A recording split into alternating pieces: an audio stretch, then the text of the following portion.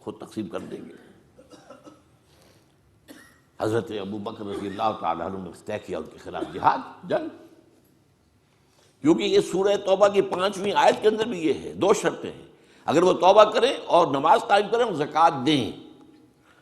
اسی کے حوالے سے جب کہا گیا تھا حضرت ابو بکر سے کہ آپ ان کے خلاف قتال نہ کیجیے، یہ مرتد تو نہیں ہوئے، اسلام سے منکر نہیں ہوئے، کوئی نئی نبوت کا دعویٰ نہیں کیا، اور زکوٰۃ کے بھی منکر نہیں ہیں اس معنی میں کہ زکوٰۃ نہیں دیں گے، کہتے ہیں کہ ہم خود جو ہے اس زکوٰۃ کا بندوبست کریں گے۔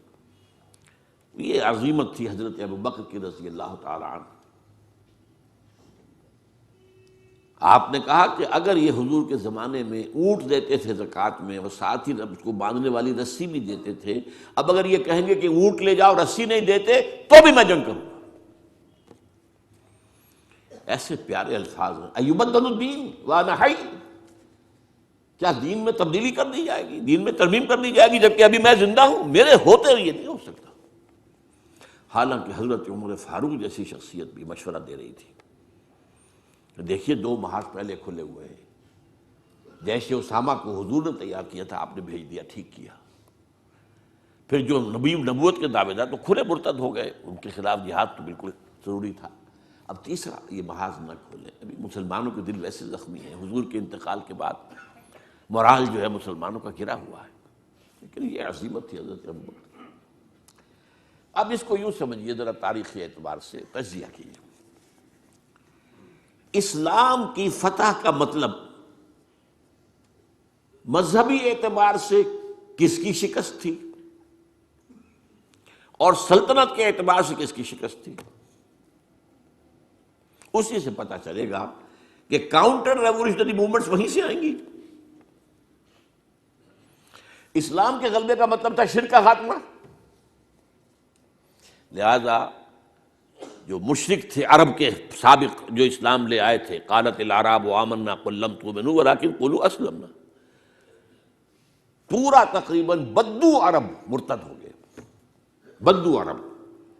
یہ مکہ مدینہ یہ شہر یہ بچے ہیں، ورنہ اکثر و بیشتر یہ اعراب، اسی لیے اس آیت میں الفاظ کہ قالت الاعراب آمنا قل لم تؤمنوا ولکن قولوا اسلمنا ولما يدخل الايمان في قلوبكم، انہی میں سے یہ مدعیان نبوت اٹھے، انہوں نے ہی زکوٰۃ کا انکار کیا۔ تو پہلا کاؤنٹر ریولیوشن حضور کے ریولیوشن کے خلاف جزیرہ نما عرب سے اندر سے برآمد ہوا ہے، مدعیان نبوت کی شکل میں اور منکرین زکوٰۃ کی شکل میں۔ بہرحال حضرت ابو بکر صدیق رضی اللہ تعالی عنہ کی جو اقبال نے اشعار کہے ہیں حضرت ابو بکر کی شان میں، اگرچہ ویسے تعداد دیکھی جائے تو حضرت علی، حضرت حسین کے، حضرت فاطمہ رضی اللہ تعالیٰ عنہ کی شان میں جو اشعار ہیں وہ بہت زیادہ ہیں تعداد میں، لیکن حضرت ابو بکر کی شان میں بھی چند اشعار جو ہیں لیکن وہ بہت ٹاپ کے۔ امن الناس بر مولائے ماں، کلیم اول سینائے ماں، ہمت او کشت امت راچو ابر، ثانی اسلام و غار و بدر و قبر۔ یہ 2 اشعار بڑی بڑی یوں سمجھ لیجیے کہ غزلوں پر اور مسئلے ابھارے۔ امن الناس، حضور نے فرمایا تھا مجھ پر جس نے کوئی احسان کیا ہے میں نے بدلہ چکا دیا ہے سوائے ابو بکر کے، اس کے احسانات کا بدلہ صرف اللہ دے گا۔ امن الناس بر مولا، میرے مولا محمد صلی اللہ علیہ وسلم پر سب سے زیادہ احسان کرنے والا کون؟ ابو بکر۔ اور کلیم اول سینائے ماں، جیسے صحرائے سینا پر، کوہ سینا پر حضرت کلیم اللہ سے ہم کلام ہوئے، تو نبوت محمدی کے پہاڑ پر سب سے پہلے ابو بکر آئے۔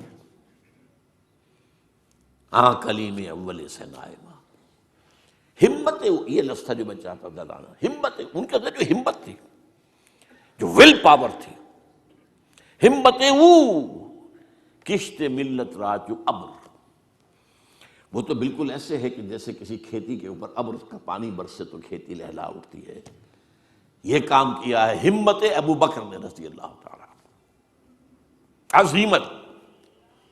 اور پھر جو بات کہی ہے ثانی اسلام و غار و بدر و قبر، پورے پورے دیوان اسے ایک مصرے کے اوپر جو ہے نثار کر دیے جائیں۔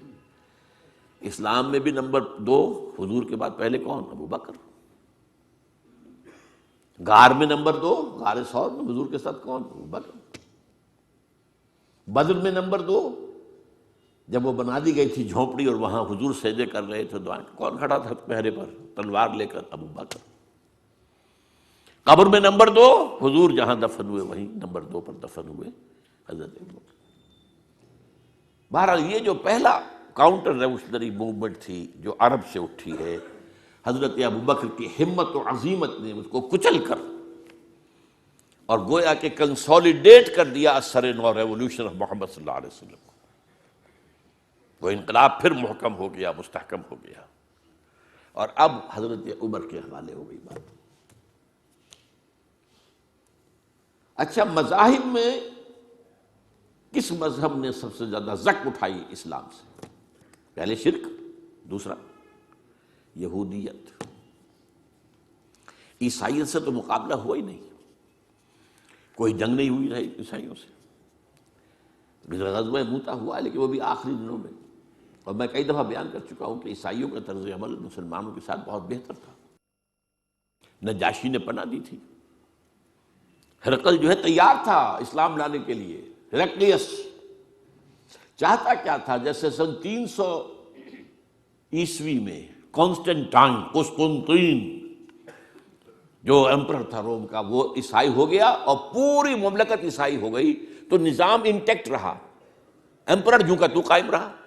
اگر صرف ایمپرر قبول کرتا، پوری قوم نہ کرتی، تو معاملہ فساد ہو جاتا۔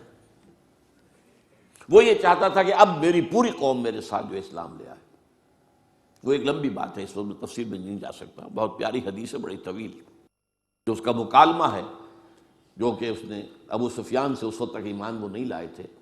جب حضور کا خط پہنچا ہرقل کے پاس تو اس نے کہا کہیں کوئی عرب کے کوئی لوگ آئے ہوئے ہیں آس پاس، کوئی تاجر آیا کرتے تھے وہاں، معلوم وہاں ایک قبیلہ آیا ہوا، تو ان میں وہ ابو سفیان قبیلہ لے کر گئے ہوئے تھے، ان کو بلایا گیا۔ بہرحال وہ ایک لمبی بات ہے، حدیث ہے موجود بخاری کے۔ یہودیت کی کمر ٹوٹی، 3 ان کے قبیلے تھے بڑے زوردار، وہ مدینے سے نکالے گئے۔ ایک قبیلے کے تو تمام جوان مردوں کو قتل کیا گیا۔ پھر ان کے مضبوط قلعے تھے خیبر کے علاقے کے اندر، فدق اور یہ، ان سب میں سے نکالا گیا۔ تو جو ایگریوڈ پارٹیز تھیں، تو ایک اعتبار سے شرک، مشرکین، ان کی طرف سے تو آ گیا رد عمل، کاؤنٹر ریولوشن، یہ حضرت ابو بکر کے دور ہی میں۔ لیکن میں یہودیوں کا ذکر اب بعد میں کروں گا۔ سلطنت کے اعتبار سے جس سلطنت کے چیتھڑے اڑ گئے وہ سلطنت ایران تھی، حضرت عمر کے ہاتھوں تو ختم ہو گیا، نسیہ منسیہ۔ سلطنت روما، اس کی صرف ایک ٹانگ ٹوٹی تھی 3 میں سے۔ وہ 3 بر اعظموں پر پھیلی ہوئی سلطنت تھی Roman empire, eastern Europe, northern Africa, western Asia. Western Asia میں شام اور ترکی کا علاقہ، شام لیا گیا اس سے، باقی تو اس کے پاس رہا،